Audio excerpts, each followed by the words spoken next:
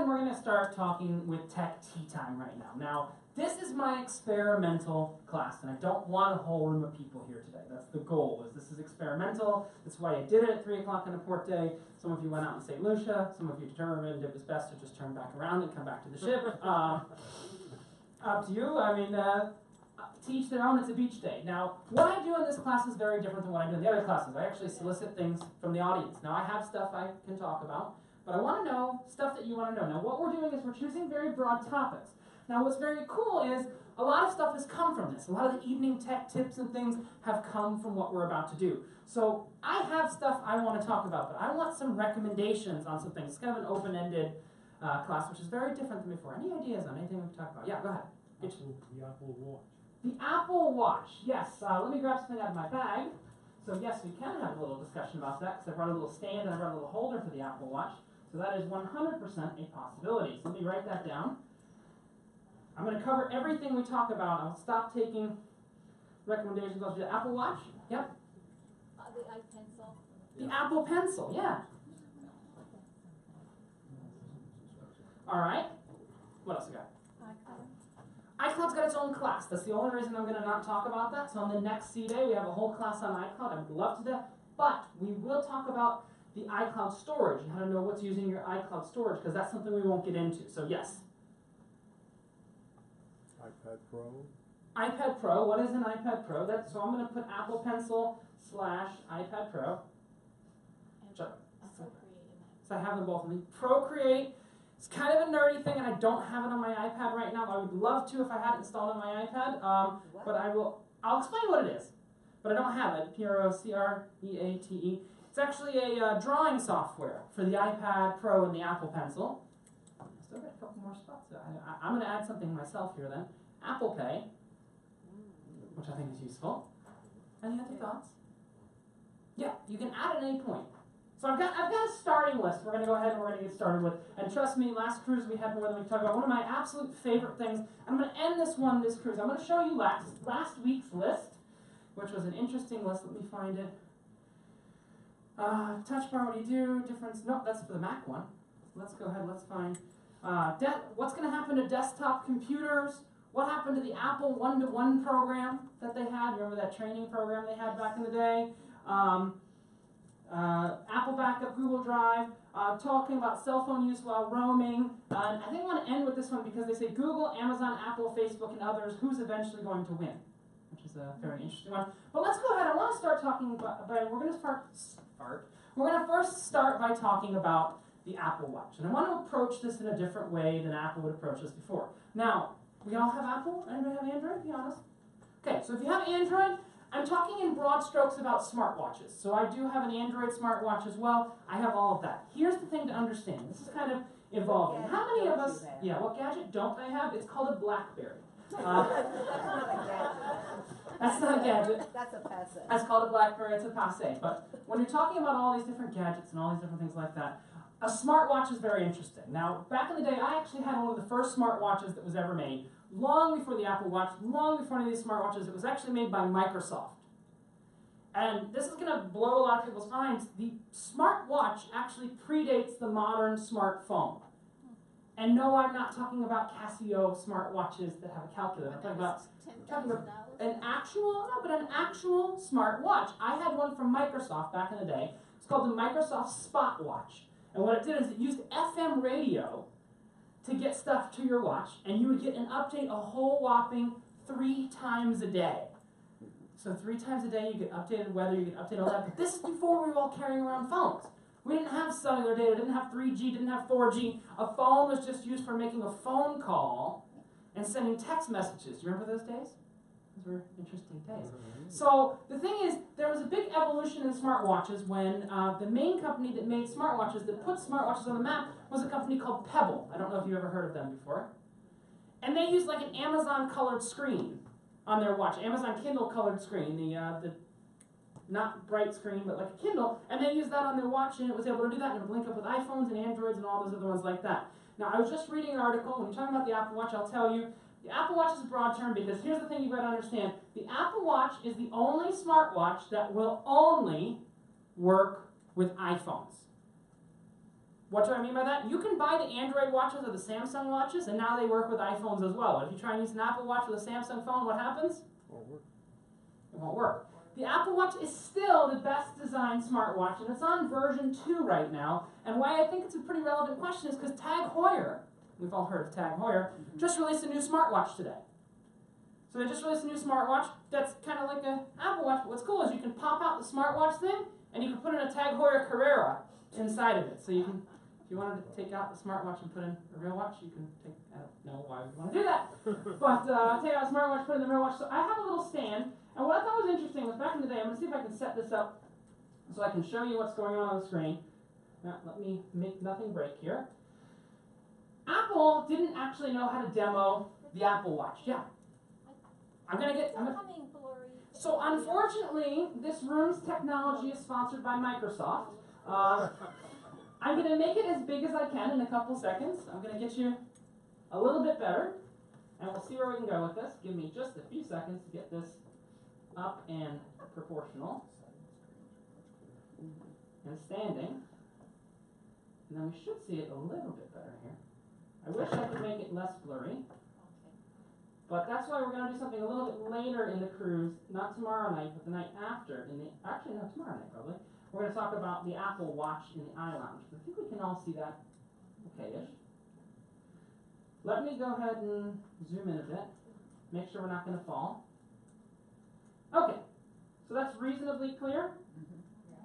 Yeah, we can see the time, we can see these different things like this. So this is the Apple Watch, this is the unit itself right here. And all I want you to think of it as, think about a desktop computer. When's the last time a lot of us used a desktop computer? A long time. When you left home. You still have a desktop computer. Yeah. Thing is, when people ask about desktops and they ask about that, I go, the desktop computer is kind Thing of the past. it's kind of a thing of the past. Yeah, this is a weird table to do this on, but I will make it work. The desktop computer is kind of, sort of, there we go. You're laughing. It's because my case is too big, and it makes my phone even bigger than it needs to be. But that's okay. Now we're good. So laptop computers kind of, a desktop computer kind of thing of the past. What's replaced the desktop computers? Laptops. And you remember we used to carry a laptop with us everywhere? Yeah. Now what do we carry with us? A phone. Smartphone. No, not well. We're going to get to the phone in a second. And you know, then we used to carry the iPad with us. So laptops have become desktops. iPads have become laptops. So, and then your iPhones are so big, they're practically iPads now. Am I correct in that assumption? Yeah. So they're practically iPads now. Okay, I think I've got this. Let's get this up the right way. Okay. So what's interesting, that I have to get playing correctly, is that I think that our iPhones have gotten so big that eventually, It's going. It's going. It's Creeping down. you know what this needs? A little blue pill. Medical treatment. Yes, lasting longer than 4 hours, seek medical treatment immediately. Okay. So what's happening is the Apple Watch, I'm going to hold this, the whole idea of the Apple Watch is it takes, when you have your iPhone and you have your Android phone and you pick it up and you've got all that information on your lock screen, who's called, who's hung up, who's done all those other things like that, it moves it to your wrist. So if you look at the phones, this iPhone right now, truthfully, honestly, it's huge. We know that. This is an iPhone 7 Plus. It's a huge phone. So the idea of the Apple Watch is to move a lot of the functions of your phone onto your wrist. Take, for example, if we were talking about that class, remember the apps class we did the other day where we talked about RunP? I'm going to try and lean it, but it doesn't seem to want to play. Okay, I got it. So when we talked about the RunP application, you remember that one we talked about in the apps class the other day where it tell you when you can go run and pee? Imagine if instead of doing it on your phone, you could get a notification it's time to pee on your watch. Because it's kind of rude to have your phone out. Now, I happened to be in the movies watching King Kong the other day. We went out in Aruba, we watched King Kong, and on the Millennium cruise ship, they were having a meltdown. Now, I wasn't going to excuse myself from King Kong to watch the meltdown, but guess what I was doing? I was watching the meltdown live on my watch. The idea of Apple Watch is all of the notifications from your phone will come out to your watch. So I'm going to get in real quick. I'm going to show you what goes on. Now, I've got my watch in Do Not Disturb mode. I'm going to take that off real quick, take it off silent mode, and you'll see here's all my notifications. So I was laying in bed a little bit ago, and my mom told me she's going to get a new dog. And she sent me a picture of the dog, and I said, what type of dog? And she said, it's a Nova Scotia Duck Terrier Retriever. Yeah. Have any of you ever heard of a Nova Scotia Duck Terrier Retriever? No. So I'm sitting in bed, and it's like, okay, we got a Nova Scotia Duck Terrier Retriever. And she even sent it to me, and I was laying in bed, and I can see what she sent me. So I think she sent me a picture as well. And we can see a picture of the Nova Scotia Duck Terrier Retriever if I go in. So the whole idea of the Apple Watch, in essence, is bringing your notifications available to you. Now, it's got, I'm looking for my, I want to show you the picture of the Nova Scotia Duck Terrier Retriever. Don't know why I can't find my Facebook app.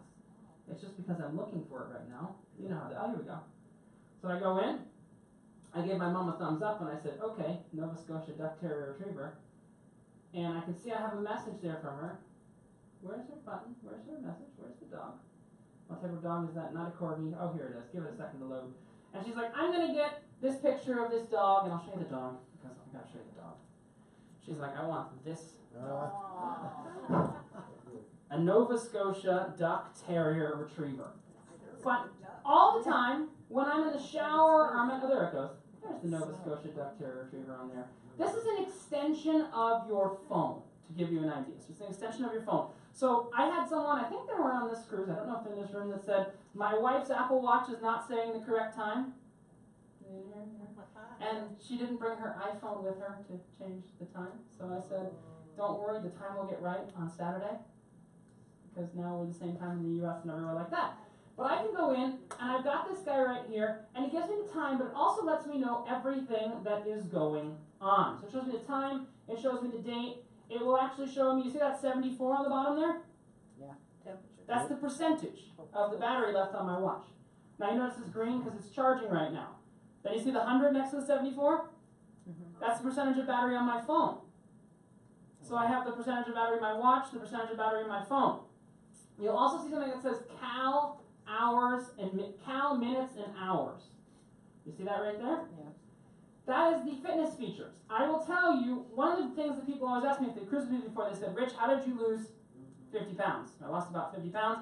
And the whole idea is I fill my circles every day. You don't see circles right now, but you see my calories burned. I burned 200 calories so far today out of 1,000 I need to do. So I'm a fifth of the way. Woohoo. I've done 11 active minutes out of 30 minutes, and I've done 7 out of 12 hours, and I'll show you. Here's the circles. So these are my circles. Now I can see not only my circles, but where this gets interesting is I can see other people's circles as well. So I can see Bill has slightly more calories, my sister has some more calories, my mom has some more calories, and I can scroll through, and I can send a message to everyone's watch, and I can say, good job, keep going everyone, you're doing great on your calories. And I can go in, and the whole idea is you have to fill your circles. So it's essentially, it's a notification section. So when you get a new email, and you're taking a shower, you're laying in bed, you're doing anything like that, you actually get that email on your wrist. You can respond to that email from your wrist. Now I say email very loosely. This will also work with Facebook messages and all kinds of other things like that. I say that very loosely, but it will work with all of these different things as well.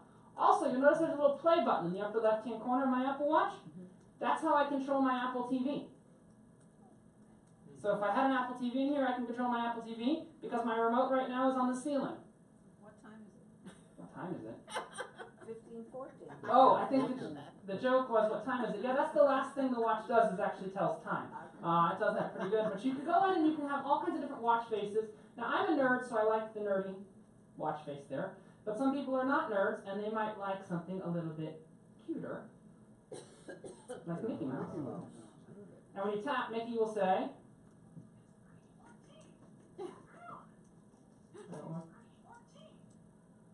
good afternoon. And I can go in and I can tell you the time. And let's say you don't like Mickey particularly. You can make it Minnie. If you don't like Minnie, too bad.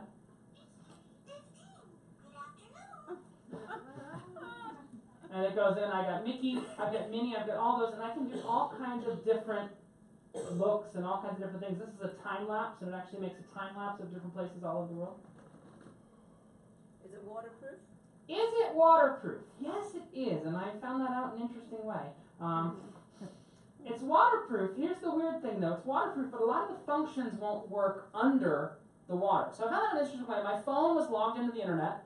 I went in the hot tub. They have cruise solarium night, a couple nights of cruise. I went into the hot tub and my watch starts vibrating and my mom actually called me on my phone and it rang through on my watch and I had a discussion with her in the hot tub. Here's the cool thing though. There's no waterproof watches that exist that have speakers and microphones inside of them. So how did Apple make the speaker and the microphone work in the water? And this is where it gets really cool. Is you can actually, with an Apple Watch, let me go ahead and do this, I can actually have it eject the water from the device. So it's going to make a tone. I'm going to go. That's a specific tone made to eject the water from the device. It's really, really cool. I've tried it before. But the whole idea is it's an extension of your phone. It extends your phone. It uses Bluetooth as well as Wi-Fi to kind of give you a different perspective on how your phone works. It's all about notifications. So it does health tracking. It does notifications. The other cool feature the Apple Watch does is something I want to talk about now called Apple Pay. And all of your phones will do this. Your iPhone will do it. If you have an iPhone that has the fingerprint sensor, you can do Apple Pay. You know the fingerprint sensor, the little thing I'm talking about there? Yeah. If you have an iPhone that has a fingerprint sensor, you can do Apple Pay. And that means you can do it online. Now I'm going to give you an example of Apple Pay. I'm actually going to show you this from my MacBook Pro because this is very cool. If every store in the world used Apple Pay, credit card fraud would be a thing of the past, which is I think pretty cool. Now this is a transaction I made with Apple Pay. I did this on my new MacBook Pro because I actually have a fingerprint scanner on my new MacBook Pro, and if you watch, I go to buy the product, I take my finger, put it on the fingerprint scanner, and it goes processing, and it should go, ba-doing, ba-doing, ba-doing. Done, and you'll see my credit card got charged right there, and I got the notification from the retailer. It is incredibly secure. Now, Apple Pay is one of the main features of the Apple Watch, but it works on phones and tablets as well, and here's the concept behind Apple Pay. You sign in to Apple Pay with your bank card, now with your bank username and password and everything like that, and it links up to your credit card. So if you look at my Apple Pay, let me show you my Apple Pay real quick. It's inside of my wallet.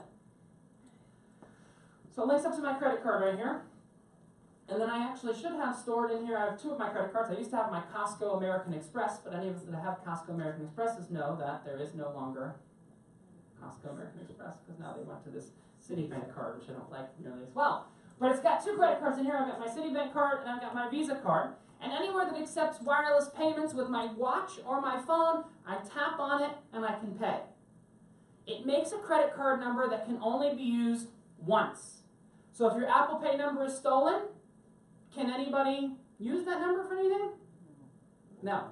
It is the most secure and simple way to pay, and the retailers hate it. Do you know why? You don't get enough of a cut. No, they get a perfect cut. And here's the thing. Some new credit card laws went into effect in November of this year that the retailers are now liable for fraud, not the banks. So that's why they have all the chip cards and all that they're all doing. The real thing is they can't track you when your credit card number changes on every single transaction. So for example, there's a great story that someone got something in the mail from Target. Now for Android, they have Android Pay as well, which is very similar. They got something in the mail from Target saying, congratulations on your pregnancy. It was a 15-year-old girl, and mommy and daddy got the letter that said, congratulations on your pregnancy.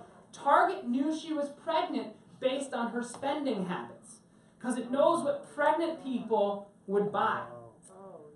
Retailers hate this technology. Now, something really unique about this tech, I'm going to tell you how secure it is. Even Apple doesn't know who you are. I went and I bought my new iPhone with my Apple Watch. I double tapped on my Apple Watch to Apple Pay. I tap it against the terminal, and they asked me to put in my name, my email address, my phone number, all that. If you've ever bought an Apple before, you'll notice that they don't ask you for that. They just swipe your credit card. Okay, we're going to send it to your email address. Apple Pay is so secure, even Apple can't see it. Now, you were talking about fees. We can talk, today's a kind of experimental class, we can talk right out there. One of the things that I find interesting about fees, you know the biggest criminals in the United States are not in prison, right? Probably not. They're running our banking system and our government, to be completely honest. And here's the interesting thing. When you talk about fees, because he talked about fees and he talked about these different things like that, you've got all these different fees, you've got all kinds of different things that are going on there. I think eventually, this is a personal feeling, this is not of the ship, this is not of Apple. I think Apple's going to become a bank within the next few years. They have enough cash reserves, they have Apple Pay, they have all that. Right now they have a partnership with the credit card companies, but you know who's actually doing the processing on the transactions? Apple's doing the processing on the transactions.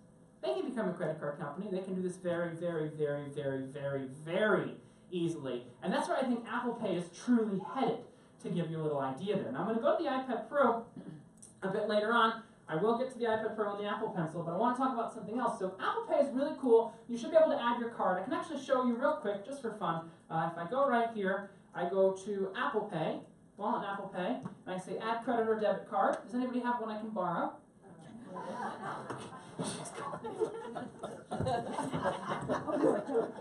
That was a joke. I don't. That was a joke. I thought she was really going into the purse. So I hit next. Have any of you ever used Apple Pay before? No. So the thing is, the U.S. companies don't want it to happen. But one of my favorite things I do, this ship is based out of Southampton in the UK throughout the year. And when it's based out of Southampton, what I do is I go out, this is going to make people feel very strange. When I go out in Southampton in the UK, kind of to wrap the Apple Watch and Apple Pay together, I take out of the ship every embarkation day my key to get on and off the ship and my watch. I don't bring my wallet, I don't bring anything. Every single payment terminal in the UK is required by law to accept contactless payments, which includes Apple Pay. So I go off the ship, I go get my breakfast at IKEA, which is just about a 5-minute walk from the ship. I go, ba-doing! And then after I finish my breakfast at IKEA, I go to Krispy Kreme and I get more breakfast. Ba-doing! Then I go to the Apple store and I buy something at the Apple store and it goes, ba-doing! Then I go back to IKEA because by the time I've gone to the Apple store and I've done all that, it's time for lunch. So I go get my Swedish meatballs, ba-doing! And earlier in the season, in June of last year, that used to cost me a lot more money than it does now, because I was paying in pounds. But to give you a little idea, talking about Apple Pay further, is some people have never seen the tech before. I went to a theme park in Germany that was based on strawberries. That was the entire theme of the theme park, was the strawberry theme park. You go, okay, it's a strawberry theme park. But I went to a theme park in Germany. I went and I go, click, click, ba-doing, and then all of the women started calling me a witch in German.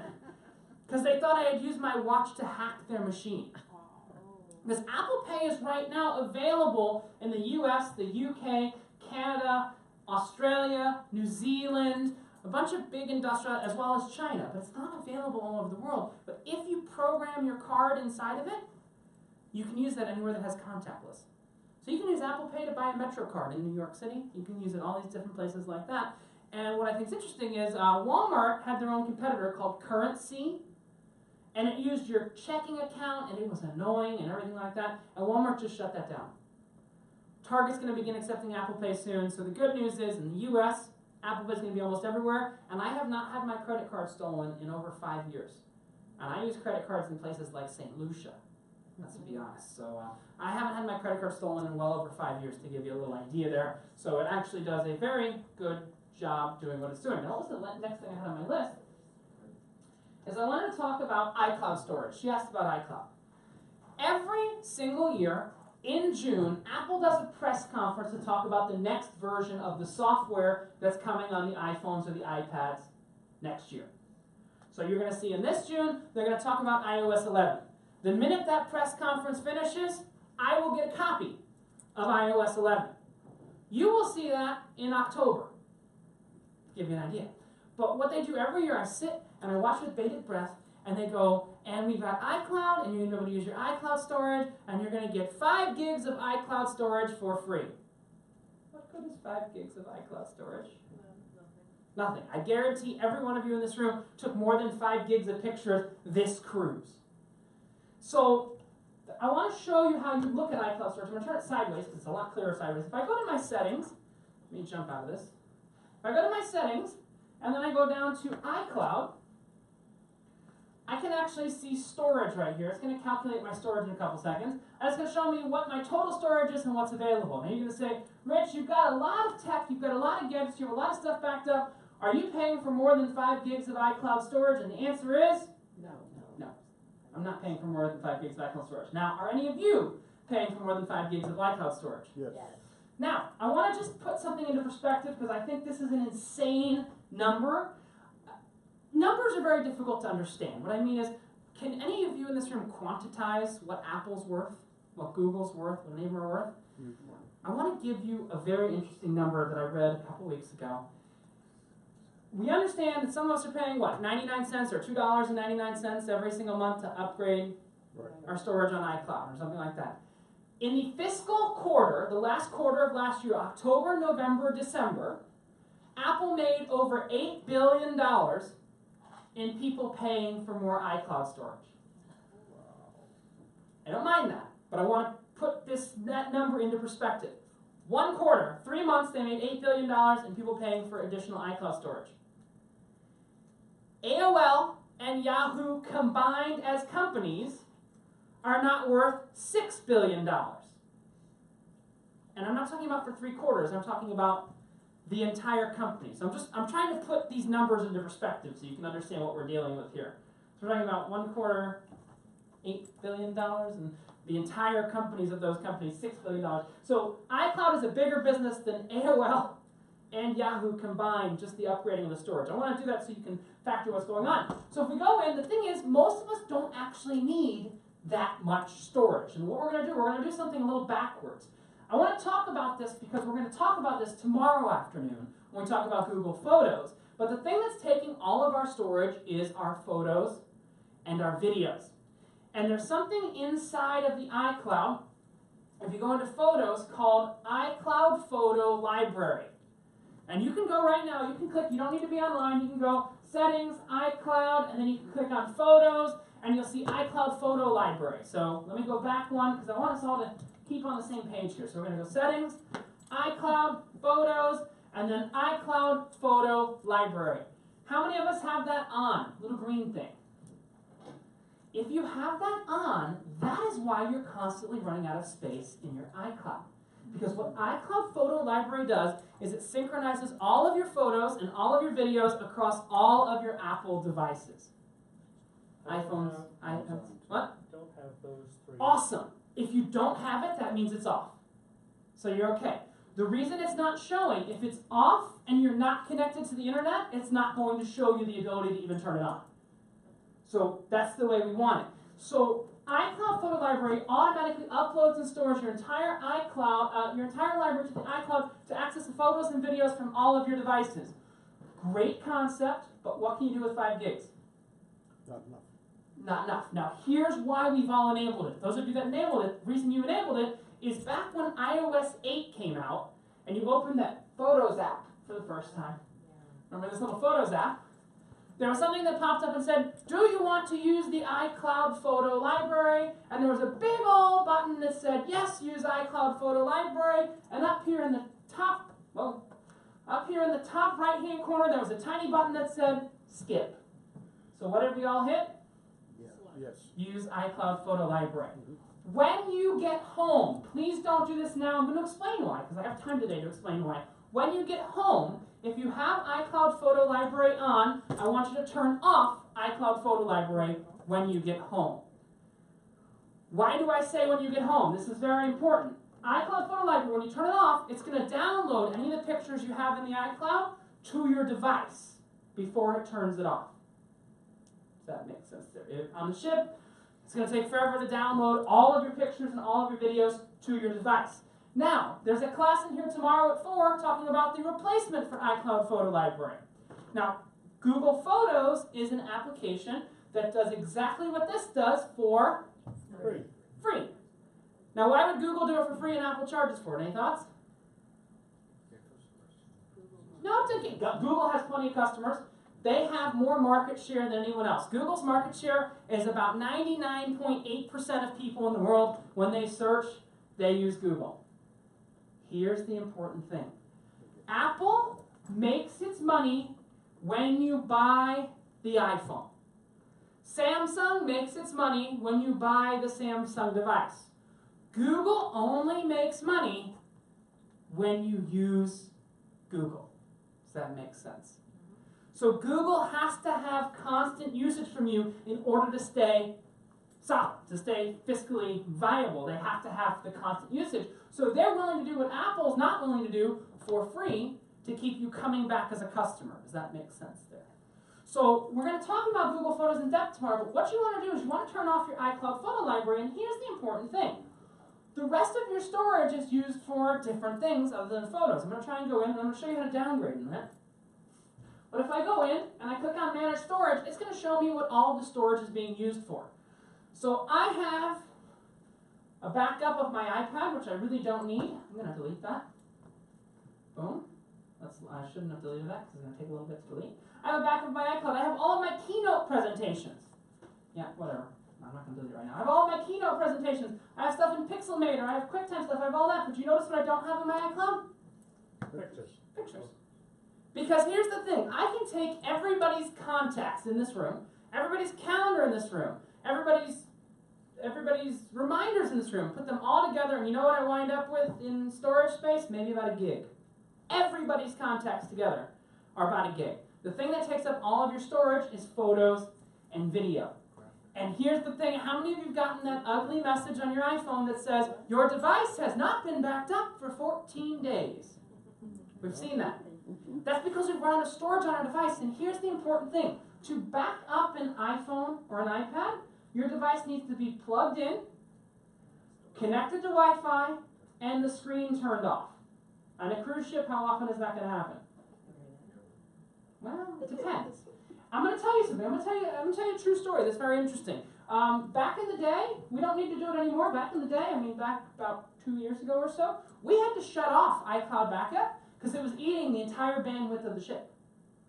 Because iCloud likes to kind of do what iCloud wants to do. It was eating all the bandwidth at night, and we were sitting at huge usage because that was going on. Now we don't need to do that anymore, but I will tell you, back in the day, we had to shut off iCloud backup. Now, I took 500 pictures and video in Google Photos yesterday. We went out, if you haven't seen this yet, I went out and I went swimming with the turtles. We're going to talk about this all tomorrow, but I'll show you my pretty turtle. There's my pretty turtle picture. Make it a little bigger. Went out and I took all these pictures of the turtle. Ooh, that was a good one right there with my GoPro yesterday. And guess what? They're all already securely backed up to Google Photos. And not are they on my iPhone, they're on my Android, they're on all of my devices like that, so they synchronize across all of my devices. Question for my iPad Pro friend right there. Do you have an iPad Pro or not yet? Yeah, I do. Do you have it with you? No, I don't. Okay, she doesn't have it with her. Okay, I was going to show you something. We're going to talk about the pencil. Now, I'm going to go, here's the answer to the question. Oh, I need to show you one more thing, then I'll take the question about that. We're going to do all of Google Photos tomorrow, but I need to show you one more thing. Okay, we turn off the photo library, we get Google Photos, but we're still paying $2.99 a month, or 99 cents a month, or $5.99 a month to Apple. How do we stop doing that? Now, I'm an Apple shareholder, so I really shouldn't show you this. But don't worry, honestly, we're kind of all Apple shareholders. If you have any type of investment, it's probably got some money in Apple. But if I go in where it says buy more, this is going to be very counterintuitive, where it says buy more storage, if you click on that inside of your iCloud storage, it's going to ask you to buy more storage. And if you scroll all the way down, you'll have an option that says downgrade to the free 5 gigs. If you use Google Photos for all of your photos and your video, do you need all that additional storage? No. No. So what you're going to see is you'll see chosen your current plan, your 99 cents or your $2.99 a month or $9.99 a month, and right underneath here you'll see downgrade. And then you can go down free. So over your lifetime, I've now saved you a couple $100 as far as I'm concerned. And the cool thing is, and we'll get into this tomorrow, I don't think Google Photos is going away anytime soon. In my personal and professional opinion, I don't think it's going away anytime soon. Now, I want to talk about something, then I'm going to show it to you. I've got my iPad Pro right here. And this is the iPad Pro. She asked about the iPad Pro. I want to talk about the iPad Pro. Now, if you want to buy an iPad right now, pretty much the only iPad you can buy is the iPad Pro. Does the iPad Mini still exist? Yes. Has it been updated in a few years? No. Not really. You know why? Because if you look at, anybody have a Mini on them? I'm going to steal her Mini. What is the actual technical difference in size, almost? between those things. There's not a huge difference in size between the mini and the bigger iPhone. Like two So what's iPhones. happening is, once they made the iPhone bigger, and you can look at this, these are not numbers, secrets, I'm telling you, the mini actually sold far worse because the iPhone is already a large percentage of the size of the mini. So they made the iPad Pro. Now the original iPad Pro was a giant. This is the original iPad Pro. You'll see him right here. That's a giant. I love this iPad Pro. The reason I love this iPad Pro is it has sold so many Mac computers throughout my lifetime. Because here's the thing, an iPad Pro, whether we like to say it or not, it is still an iPad. It's still an iPad. It doesn't run a full operating system. Yes, you can run a web browser, you can run all of that. Now this is the original iPad Pro. This is an actual iPad Pro. Why do I mean that? It's got 4 gigs of RAM, it's got a lot of storage, but when you factor this out, and you add the keyboard, and you add all of that, you're almost better off Or a laptop. getting a laptop in that perspective. But there is a variable where this gets interesting. How many of you have ever had a keyboard for your iPad? If you have an iPad, you had a keyboard for your iPad. And when you had the keyboard for your iPad, you had to pair it, you had to go into Bluetooth, you had to do all of that. What they did is they created a little connector on the bottom called the Smart Connector. And when you touch it to a keyboard, it automatically pairs as well as powers that keyboard. See how the keyboard lit up there? So it pairs as well as powers that keyboard. Now, this is the original iPad Pro. When they made the iPad Air 3, which we're just going to call it the iPad Air 3, when they made the iPad Air 3, what they did is they got rid of the iPad Air 3. They don't call it the iPad Air 3, they call it the iPad Pro. But all the iPad Pro really is it is an iPad Air 3. So let me put this on the screen and I'll show you this. Let me put my computer on the screen real quick. So it really is not really an iPad Pro, it's like an iPad Air 3 is the new one. But one of the things that makes the iPad Pro unique is if anybody in the room draws, uses a pencil or anything like that, Apple created something, and there's a really cool video clip I wish I had together. This would be what I would do if I planned this class, but I just kind of shooting this out because I didn't know she was going to ask about the Pro. Really cool video back in the day when the original iPad came out. Steve Jobs went ahead and said, one of the statements that Steve Jobs made, someone was saying, well, why don't you ship that tablet with a stylus? And Steve Jobs said, well, God gave us 10 perfectly good styluses. Most of us. We got 11. God gave us 10 perfectly good styluses, so why do we need a stylus? And what I thought was unique is when they put out this thing. This is called the Pencil. This will only work with the iPad Pros. There's an additional layer of stuff on the screen that makes this work with the iPad Pros. I am going to be perfectly honest. I have only ever used the Pencil for actual work once. I have one for fun. I'm going to charge it up and show you how it works. I really don't know where it is charge-wise. I'll see in just a couple seconds. Let me see my pencil come up. But this is the Pencil, and this is honestly, truthfully, how the Pencil charges. You plug it into the bottom of the iPad, and you just kind of hope and pray that you don't knock it and break the Pencil. They ship inside of the box now an adapter that lets you plug in with a standard lightning connector, but you'll see I just have a lightning connector right there. And hopefully, here's my Pencil, it behaves. Now this can essentially do almost anything. I really don't know what that is. This can essentially do almost anything your finger can do. See, I can scroll through with the Pencil, and I've got that right here, but here's where the Pencil gets interesting. The Pencil actually has orientation inside of it. Now what do I mean? I'll show you what I mean by here. I've got orientation inside of my Pencil, so if I go right here, and I draw like that, you'll see I get a normal line. I went with a marker. But if I go sideways like this, see I get a bigger line. So it actually knows the tilt. Now she was mentioning a piece of software that's used for artists called Procreate. As I very clearly stated a couple minutes ago, I am not an artist of any way, shape, or form, and I have no clue what that is. Now, what happens was, I'm going to tell you some honest truth for a second. When I went and I bought my iPad Pro, there was another person who was in line to buy the iPad Pro along with me, who was an artist and everything like that, and they had already had Procreate, which is about a $30, $40 piece of software. So I had them sign into their Apple account, download Procreate on my iPad so I could play with it. So I wasn't going to pay $40 for something I was never going to use. And then I reset my iPad and I lost the Procreate. So you have Procreate on your account, don't you? Yeah. You and I are going to have a little discussion in the next 2 or 3 days. That's great. And I can give you a little idea on Procreate. You can let me download Procreate on your Apple account if that makes sense. But it's kind of a cool one. Is you can go in and it actually knows the orientation. Now here's the thing. Do you need an Apple Pencil? And you already know the answer to this. No. It's not necessary. Your finger still works just as well. But if you wanted to write hello with your finger, or it's not going to do much better. My handwriting's terrible, so whether I do it with a finger or a pencil, it doesn't really make that big of a difference, but that's okay. But I can go ahead and I can write it and I can do it like this. And like I said, the only thing I've ever done with it, I drew one diagram. At one point in time, I did a diagram of the walls in the iLounge, and I can actually, see I have a ruler.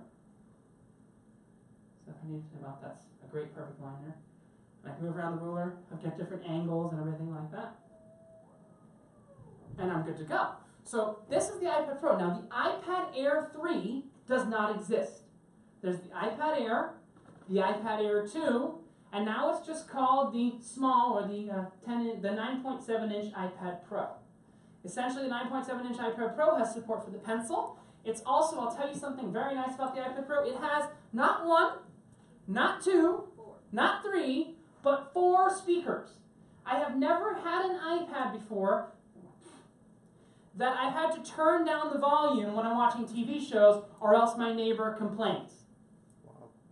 This iPad gets loud enough when you have it in a little room that you have to turn down the volume, or else you're going to have problems with your neighbor. The other thing about the small iPad Pro is that you can use Excel, Word, and PowerPoint free version. Correct. Whereas on that one you have to pay. You have to pay for the big one, yes. And then there's the camera better.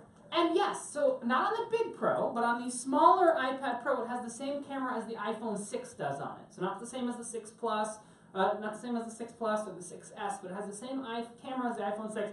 This one does not.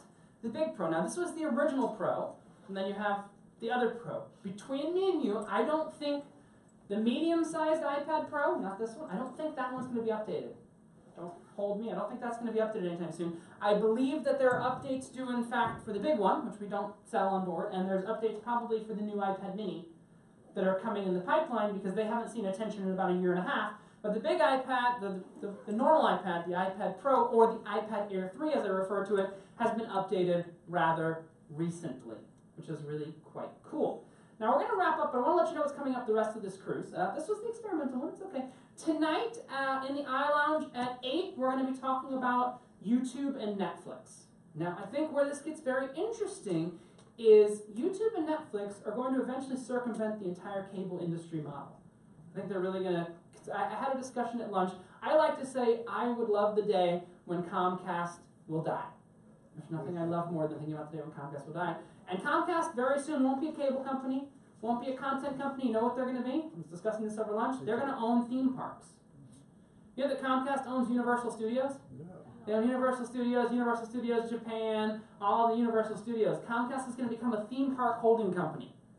You think of Comcast as a cable company, but they're going to become a theme, because cable's going away. Cable's going away. And the last thing, I'm going to give you one last little vision, but we have coming up tonight, we've got that. I'm going to figure out what the iLearn Review Live is going to be. I have to look through some stuff. But I want to talk about one more thing, which was the question from last cruise that I think was an interesting one. And this is the only class that's really acceptable to talk about this in. Someone asked a very interesting question last cruise. They said, who's going to win? Apple, Google, Facebook, YouTube. Well, YouTube is Google. But I think it's a very interesting question, who's going to win? I will tell you who's losing right now. One of the biggest losers recently has been Microsoft. They've really lost a lot, but they've been smart about it. They've not lost as much because here's the thing, as you were mentioning, you can get Office on an iPad now. You can get Office on an iPhone. They used to be very protective. And you can only get Office on Windows, and you can get it on your Mac if you wanted to. Bill Gates and Steve Ballmer were a little crazy. I've met the new CEO of Microsoft, and I actually really, really like him. And what a lot of people don't realize is Microsoft actually, this is going to make your brain hurt a little bit. On Microsoft's main campus, they have more Apple computers than they do Windows computers. Wow. It's very, very interesting. They have more Apple computers than they do Windows computers because they just care about the platform now. Microsoft has become the new Google. They don't care what you use to access Microsoft, they just care that you're accessing Microsoft. Have those stores lost money?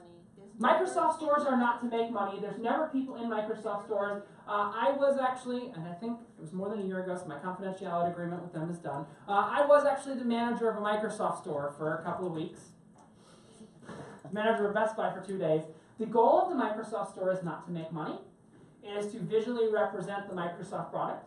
There is one profitable Microsoft store, which is their flagship store in New York City. Really? It's a 3-story store. I know you go, really? The only Microsoft store that makes money, every other one makes a loss. But I'll tell you what's great. I did own a Microsoft product at one point in time. I know, it's very unique. I owned a Microsoft product at one point in time. When I needed to go to Microsoft's version of the Genius Bar, I could just walk in. I didn't have to plan out my day a month in advance to get to the Genius Bar. Since nobody bought those products, I can just walk in. But I think here's the interesting thing. Microsoft, Google, Apple, Facebook, who's eventually going to win? Here's the answer. Apple and Google are the big ponies. There are no other ponies. Android phone up there, who's your Android phone? Samsung? You be honest with me. She said Android phone. Samsung? It is very likely that Samsung is going to have a lot of trouble very soon, and I really don't like their new phone they're putting out. No, their new phone, I think Samsung is dead I hate Apple. as a phone company. You hate Apple. I hate Apple. Here's the cool thing. You'll love this. This is a phone made directly by Google with Google software. It's called the Pixel. And it's my secondary Android phone. And we're going to talk about that, and this is what's going to put Samsung out of business. So the answer to your question is, if you want to talk about stock portfolios, we want to talk about all that, the big ponies, Google and Apple, and you know who's going to power all the technology in all those companies? And I don't mean power as in computing power, but I mean power as in electrical power. Who's going to power them? Tesla. There you go.